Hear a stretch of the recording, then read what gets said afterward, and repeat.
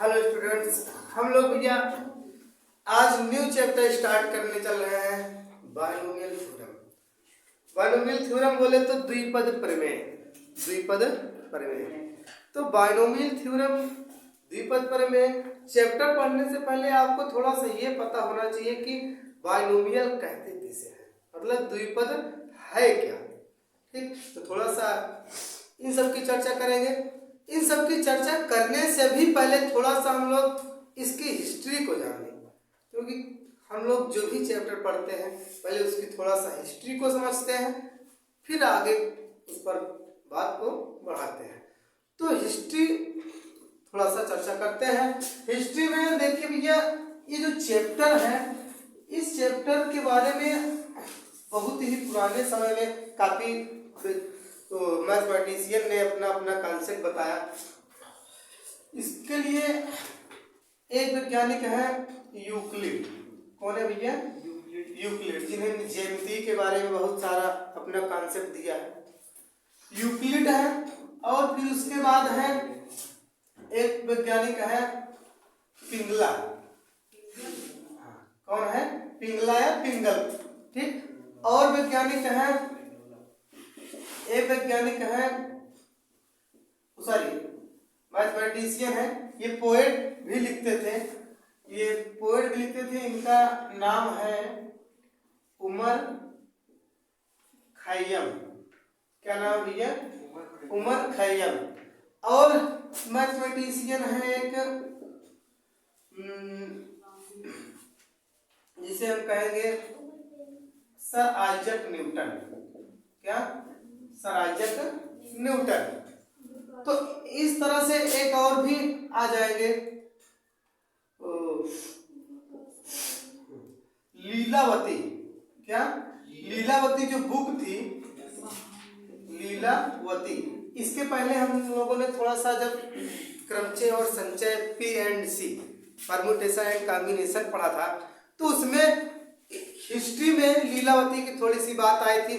जो भास्कर थे, भास्कर ने क्या किया था, जो महावीर स्वामी ने अपना कॉन्सेप्ट P&C के बारे में बताया था, मतलब परम्यूटेशन एंड कॉम्बिनेशन के बारे में बताया था, उस कॉन्सेप्ट को भास्कर ने अपनी लीलावती बुक में लिखा था। ठीक, तो लीलावती बुक में उन्होंने लिखा था, तो बायनोमियल थ्योरम के बारे में भी लीलावती ने काफी ज्यादा बताया है। ठीक, थोड़ा सा एक एक लोग से स्टार्ट करते हैं। जो यूक्लिड साहब है, बहुत ही ग्रेट मैथमेटिशियन है, ये ज्यामिति में अपना बहुत कुछ योगदान दिए हैं। ये इस चैप्टर में भी अपना काफी सारा योगदान दिए हैं। एक पिंगला थे, ये पिंगला साहब ने भी काफी ज्यादा योगदान दिया। एक पोएट थे, जो पोएट लिख रहे थे, लेकिन फिर भी उन्होंने क्या किया, मैथमेटिक्स में अपना योगदान दिया, जिसे हम कहते हैं उमर खैयम जी का नाम है। क्या नाम है? उमर खैयम नाम है। ठीक, और उसके बाद एक भाई साहब हैं हमारे प्यारे फिजिक्स वाले, जो है sir Isaac Newton. Sir Isaac Newton ने भी क्या किया, मैथ में अपना काफी योगदान दिया। और लीलावती बुक में जो भास्कर साहब ने लिखा है वो सब बातें हैं ही। कुछ लोग लिखते हैं या कुछ किताब वाले लिखते हैं कि बायनोमियल थ्योरम का श्रेय सर आइजक न्यूटन पर जाता है। अगर हम ये कह दें कि बायनोमियल थ्योरम का श्रेय सर आइजक न्यूटन पर ही जाता है या सर आइजक न्यूटन ने ही सब कुछ किया है, तो बाकी सारे भाई साहब गुस्सा जाएंगे। बाकी सारे क्या होंगे? गुस्सा जाएंगे। ये थोड़ा सा जो न्यूटन साहब थे, एक प्रकार से पगला मैथमेटिशियन थे। पगला जानते हो ना, मतलब कुछ मैथमेटिशियन ऐसे होते हैं या कुछ आदमी ऐसे होते हैं, आप जनरली बोल सकते हैं कि वो काम करते हैं, काम किए बस कहते हैं छोड़ो जाने दो, काम हो गया बस इतना बहुत है, हमको श्रेय नहीं चाहिए कि हाँ हमने ये काम किया तो हमको इसका श्रेय चाहिए। लेकिन जो ये न्यूटन साहब थे, ये ऐसे मैथमेटिशियन हैं, इन्होंने मतलब ये जो भी काम किया, ये ऐसा चाहते थे कि अगर हम कुछ काम कर रहे हैं तो उसका श्रेय हमको चाहिए, उसमें हमारा नाम जुड़ना चाहिए। तो इसीलिए थोड़ा सा लोग कहते हैं कि बायनोमियल थ्योरम के बारे में ज़्यादातर न्यूटन ने ही बताया, मतलब न्यूटन ने ही खोज की, लेकिन ऐसा हम कुछ कह नहीं सकते क्योंकि बहुत सारे मैथमेटिशियन ने मिल करके बाइनोमियल थ्योरम के बारे में बताया है। समझ में आई बात? तो ये थोड़ा सा इन सब ये मैथमेटिशियन की कहानी थी। अब हम लोग आते हैं अपने चैप्टर पर। ठीक,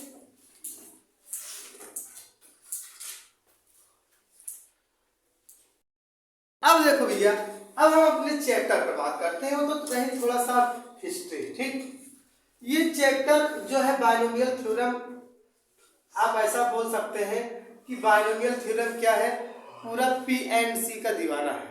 बाइनोमियल थ्योरम जो है पी एंड सी मतलब परम्यूटेशन एंड कॉम्बिनेशन का दीवाना है। ये पी एंड सी का दीवाना क्यों है? क्योंकि इसमें अभी आएगा NC1, NC2, NC3, NC4 and so on करके NCN तक आ जाएगा। मतलब कि इसमें क्या आएगा भैया, NCR। क्या आएगा? NCR। ये NCR हम किसमें पढ़ाए आपको? परम्यूटेशन एंड कॉम्बिनेशन में। ठीक, तो परम्यूटेशन एंड कॉम्बिनेशन जब NCR का दीवाना है तो बाइनोमियल थ्योरम भी कहता है हम पी एंड सी के दीवाने हैं। ठीक, तो कहने का मतलब सीधा सा फंडा ये है कि बाइनोमियल थ्योरम पढ़ने से पहले आपको पी एंड सी का नॉलेज होना चाहिए। ठीक, समझ में आई बात? तो अब थोड़ा सा बात करते हैं कि बाइनोमियल क्या है। ठीक, बाइनोमियल जैसे अगर हम लोग कुछ टर्म लिख दे, मान लो x plus Y, x plus Y, या हम इधर से थोड़ा लिखते हैं जैसे x प्लस वाई है, तो इसमें दो टर्म है, दो पद है, ये क्या है? बाइनोमियल है। क्या भैया? ये बाइनोमियल है। अगर जैसे आपको हम बता दें, जैसे आपने क्या लिया, x प्लस 2x लिया, तो क्या ये बाइनोमियल है? द्विपद है? नहीं। क्यों? क्योंकि इसको जोड़ देंगे तो हमें क्या हो जाएगा? 3x हो जाएगा। या आपने क्या लिया, रूट लिखा प्लस 3√2 लिखा। ठीक, तो क्या ये दो पद है? नहीं। क्यों? क्योंकि इसको हम ऐड करेंगे तो ये 1 और 3 कितना हो जाएगा? 4√2। ये ओनली क्या है? वन टर्म है, वन स्टेप है, वन पद है बोल सकते हैं। ठीक, तो ये क्या है? बाइनोमियल नहीं है। बाइनोमियल क्या होगा? दो पद होंगे। जैसे मान लो हम इसी में बोल दें 4√2 माइनस 3√5। अब ये क्या है? दो पद है, इनको हम जोड़ नहीं सकते। ठीक, तो उसी तरह से ये जो x प्लस वाई है क्या है? एक प्रकार का बाइनोमियल है। या आप अगर x plus Y plus Z है, ये क्या है? ये बाइनोमियल नहीं, ये ट्राइनोमियल है। क्या भैया? ट्राइनोमियल है। समझ में आई बात? या मान लो x प्लस वाई है, जैसे x plus Y plus Z and so on करके ये टर्म तक आता है, तो ये इसको हम बोल सकते हैं जैसे मल्टीनोमियल्स। क्या बोल सकते हैं भैया? मल्टीनोमियल्स। मतलब इसमें बहुत सारे पद हैं। क्या बोलेंगे इसको? मल्टीनोमियल्स बोल देंगे अगर बहुत सारा स्टेप रहेगा। अगर केवल मान लो एक टर्म है, इसको बोलेंगे मोनोमियल्स। क्या बोलेंगे? मोनोमियल्स। अगर 2 पद है तो उसको बोलेंगे हम बाइनोमियल्स। क्या बोलेंगे भैया? बाइनोमियल्स बोलेंगे। अगर 3 पद है तो उसको बोलेंगे ट्राइनोमियल्स। क्या बोलेंगे? ट्राइनोमियल्स बोलेंगे। समझ में आ रही बात? तो अगर 3 है या 4, 5 ऐसे बढ़ता चला जाएगा, n टर्म तक है, उसको हम क्या बोलेंगे? मल्टीनोमियल्स। बात समझ में आ रही? तो ये थोड़ा सा चर्चा थी। ये मोनोमियल्स, बाइनोमियल्स, ट्राइनोमियल्स क्या है? एक पद, दो पद, 3 पद। समझ में बात? नहीं तो आपके चैप्टर का क्या है? पहला पार्ट द्विपद। समझ में आएगा? क्या? द्विपद। अब थोड़ा सा द्विपद के बारे में और आगे कहानी को आगे बढ़ाते हैं। जैसे x प्लस वाई है, ये क्या है? द्विपद है। ठीक, अगर यही x plus Y whole square हो जाए, ठीक, ये भी क्या है? अभी दो पद में है। ठीक, यही x प्लस वाई का क्यूब हो जाए। ठीक, समझ में आ रही बात? यही x प्लस वाई का क्यूब हो जाए, या यही x प्लस वाई का पावर 4 हो जाए। ठीक, एंड सो ऑन करके यही क्या हो? x प्लस वाई की पावर n हो जाए। समझ में आ रही बात? तो अगर हमको लिखना होगा तो x प्लस वाई को क्या लिखेंगे? X square plus 2xy plus Y square, ऐसे लिखेंगे ना। तो अगर हमको इसको लिखना है तो क्या लिखते हैं, X cube plus 3x² y plus 3xy square plus Y cube लिख देंगे। ठीक, क्या a प्लस b का होल क्यूब तोड़ेंगे तो आपको इतना मिलेगा। बात समझ में आई ना। अगर हमको इसे लिखना है तो क्या होगा, हमने इसको क्या ये जो मिला है किस तरह लिखे, x plus Y x plus y into x plus y into x plus y, इन तीनों का गुणा है ये ना। तो उसी तरह से अगर 4 पावर लिखना है तो इसमें क्या करेंगे, इसी से मतलब x प्लस वाई से एक बार और गुणा कर देंगे। मतलब कहने का हमारा ये है कि जो x cube plus 3x² y है plus 3xy square plus Y cube है, इसी में क्या करें x प्लस वाई से गुणा कर दें। तो क्या होगा, एक बार गुणा करेंगे x क्यूब वाई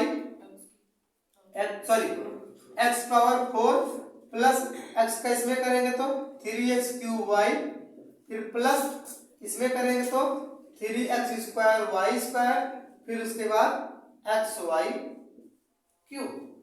समझ में आ रही बात। फिर y का करेंगे तो क्या हो जाएगा, y का x क्यूब y हो जाएगा। एक मिनट, x क्यूब y, हाँ क्या होगा, एक मिनट सॉरी यहाँ स्क्वायर नहीं रहेगा, ठीक ये y है, हाँ ठीक। तो x ये क्या हुआ, जब y को उठाए तो x क्यूब y हो गया। एक मिनट ऊपर है,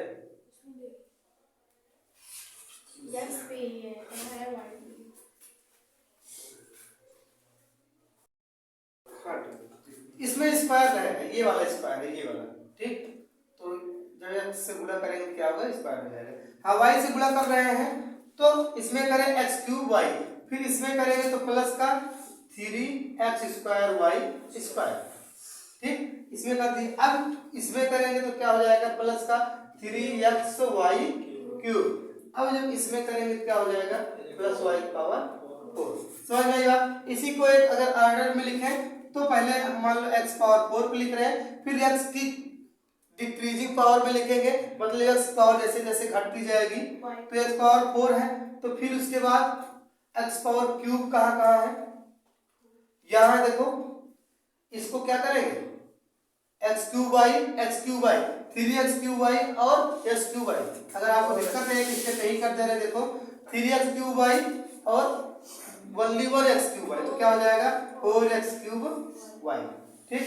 फिर उसके बाद x स्क्वायर वाला कहाँ है, ये x स्क्वायर वाला है और ये x स्क्वायर वाला है ना, तो क्या हो जाएगा 6x² y स्क्वायर। फिर उसके बाद x की पावर स्क्वायर है, अब x की पावर 1 वाला, तो s कहाँ है, x पावर 1 ये है, ठीक। और x पावर ये, तो ये क्या है 3 प्लस 1 मतलब 4x y क्यूब। फिर उसके बाद क्या बचा, केवल y वाला यही, तो क्या हो जाएगा y पावर। समझ में आएगा, किसी कोई दिक्कत तो नहीं है। इसको देखो अगर यहाँ दिक्कत है तो 6 जो है 3x² y स्क्वायर, यहाँ पे 3x² y स्क्वायर, ठीक। तो क्या होगा plus 4x cube y plus 6x² y square, ठीक। फिर उसके बाद प्लस का 4xy क्यूब प्लस का y पावर 4। समझ में आई बात इतनी।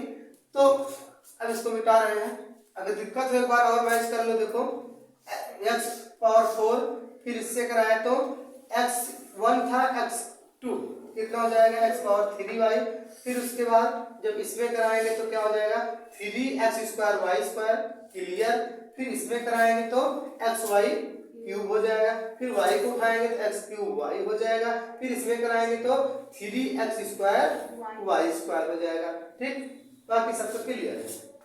अब ठीक, तो चलो आगे देखते हैं। अब यहां तक बात आपको थोड़ा थोड़ा समझ में आ रही होगी ना।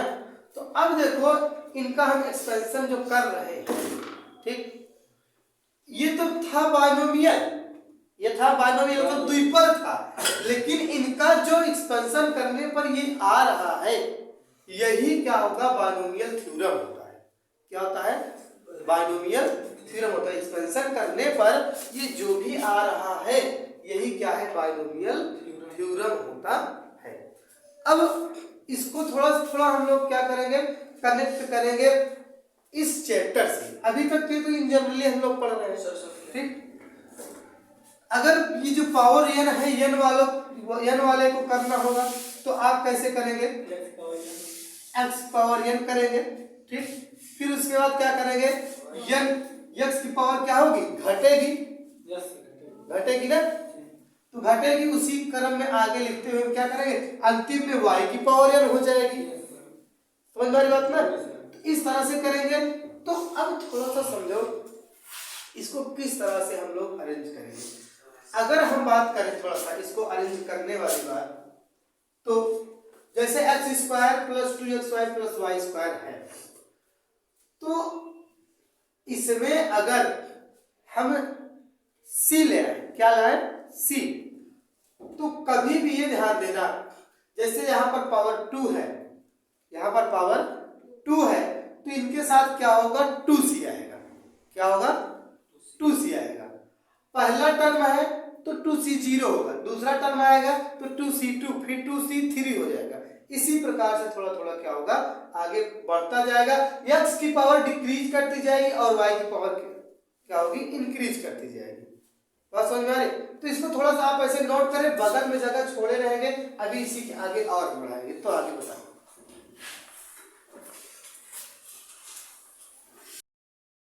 तो अब देखो भैया, हमने इतना भी थोड़ा थोड़ा बेसिक सा लिखा है, जैसे फार्मूला था ना, तो अब इसको अगर आगे बढ़ाना होगा, c के टर्म में लिखना है तो कैसे लिखेंगे, ठीक। यहाँ पर अगर आपको लिखना है x प्लस वाई हो जाएगा, x प्लस वाई। अगर यहाँ x प्लस वाई पावर 0 है तो क्या होगा, 1 होगा, ठीक। तो आगे देखो, अभी थोड़ा सा इसमें कुछ चीजें छोड़े भी हैं, मतलब जो आपके सिलेबस में नहीं है, बस ऐसे एक मिनट सुन लो। जैसे ये जो आपको दिख रहे हैं, ये जो भी आपको हमने यहाँ पर लिखा है, इन सभी की पावर देख रहे हैं जो आपने, ये होल नंबर है।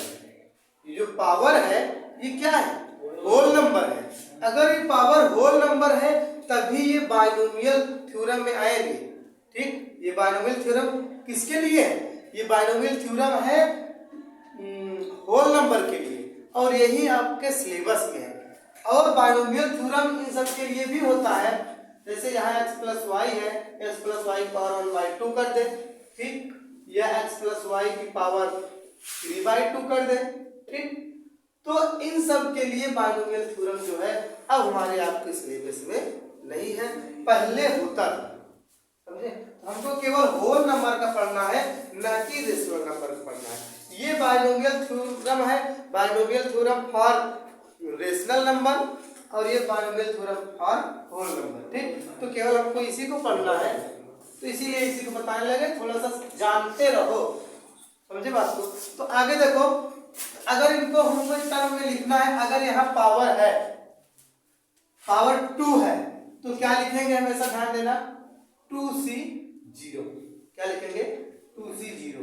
फिर उसके बाद जो इसके साथ रहेगा इसको हम लिख देंगे x स्क्वायर, ठीक। फिर उसके बाद क्या करेंगे, 2c1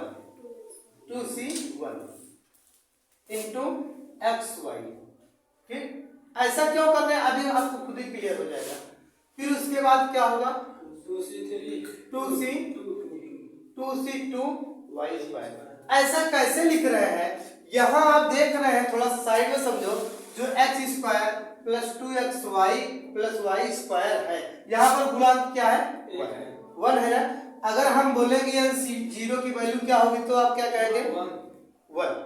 क्यों, क्योंकि एनसी 0 की वैल्यू जो होगी, आप फार्मूला जानते हो, n factorial upon 0 factorial into n minus 0 factorial, ठीक। तो ये क्या होगा, n factorial upon 0 factorial value 1 और n में से 0 घटा तो n क्या होगा, n फैक्टोरियल। ये कैंसिल होगा, क्या मतलब हम यहाँ पर 1 के स्थान पर क्या लिख सकते हैं, NC0 लिख सकते हैं ना।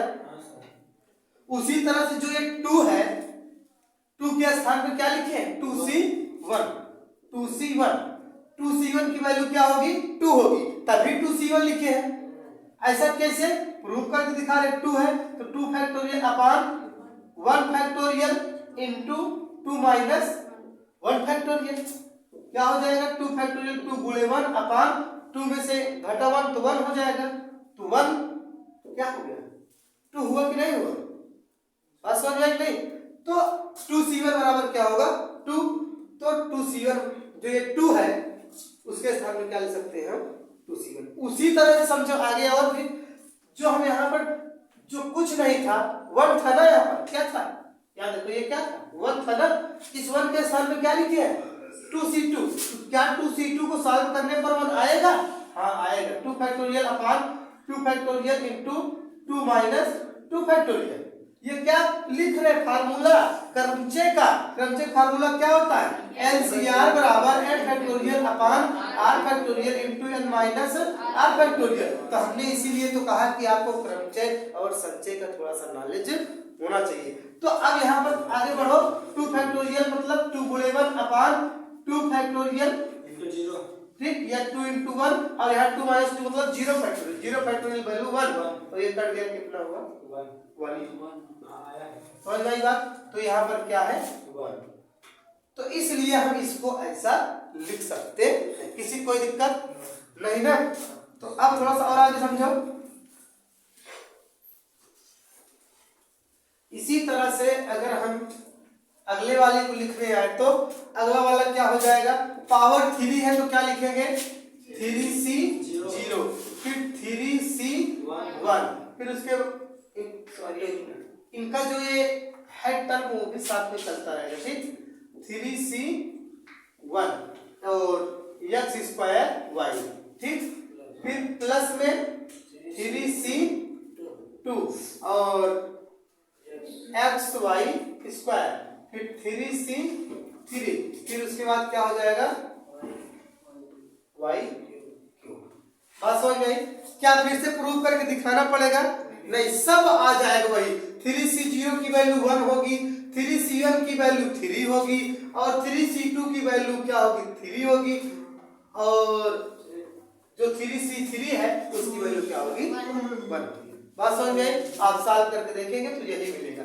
इसी तरह से क्या होगा, इसमें जब करेंगे तो क्या होगा, इसका थोड़ा सा समझो। यहाँ पर क्या है, पावर 4 है तो 4C0, ठीक, into x⁴ plus 4C1 x³ y, ये चीज, ठीक। फिर उसके बाद 4C2 और x² y², ठीक। फिर उसके बाद क्या है 4 है तो हमारा तो 4 चलेगा वही, तो C2 चला, अब 3 क्या हो जाएगा xy³, फिर उसके बाद 4C4 y⁴।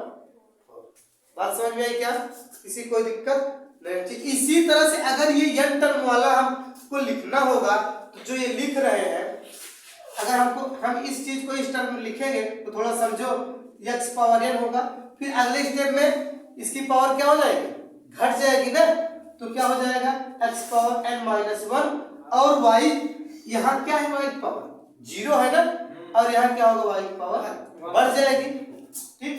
फिर उसके बाद प्लस x⁴n-2 फिर y की पावर 2 एंड सो ऑन। अगर ऐसे करते जाएंगे तो क्या हमको मिलेगा, अंतिम में मिलेगा कि जो x पावर है वो 0 हो जाएगी। अंतिम में क्या मिला है, देखो करते गए हैं x⁴ 0 मिली नहीं, तो यहाँ पर क्या होगी x पावर 0 और y की पावर जो शुरू में थी x की पावर वही अंतिम में y की पावर है।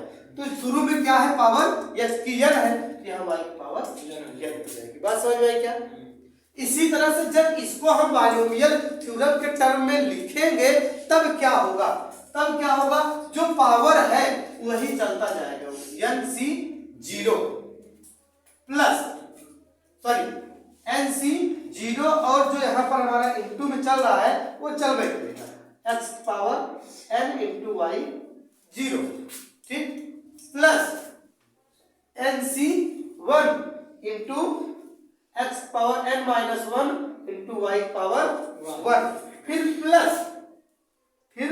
प्लस NC2 और x पावर n-2 और y की पावर 2, बस हो गया।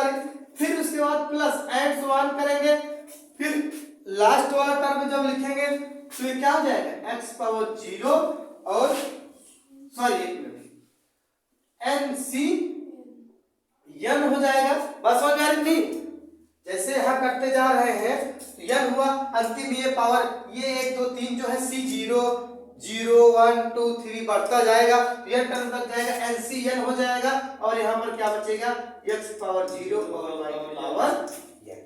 किसी बात समझ में आई या नहीं आई? एकदम क्लियर है मामला ना। तो ये जो भैया मिला है, ये जो मिला है हमको आपको, यही है बायनोमियल थ्योरम का फार्मूला में, बात समझ गई। इसके बीच के और सभी आप इसी तरह से करके चेक कर सकते हैं। यहाँ पर जो है आप कर लेंगे x पावर y की power sorry x plus y power 5 वाला, इसी तरह से करेंगे। तो अगर आपको जरा सा भी डाउट हो तो पूछ सकते हैं। ये बताओ आपको इन बायनोमियल्स जो टर्म है इनके साथ NCR लगाना आया कि नहीं है? NCR लगाना आया कि नहीं है? आ गया ना। ये आपके माइंड में जब तक आप ये चैप्टर पढ़ेंगे या जब तक आप मैथमेटिक्स के इस माया जाल में रहेंगे, आपके माइंड में होना चाहिए। आप मैथमेटिक्स के इस माया जाल में जब तक रहेंगे, मतलब जब तक मैथ पढ़ेंगे, अगर इस चैप्टर में अगर आप कुछ जानना है तो ये फार्मूला आपके माइंड में होना चाहिए। बात समझ में आई? तो नोट करें इसको।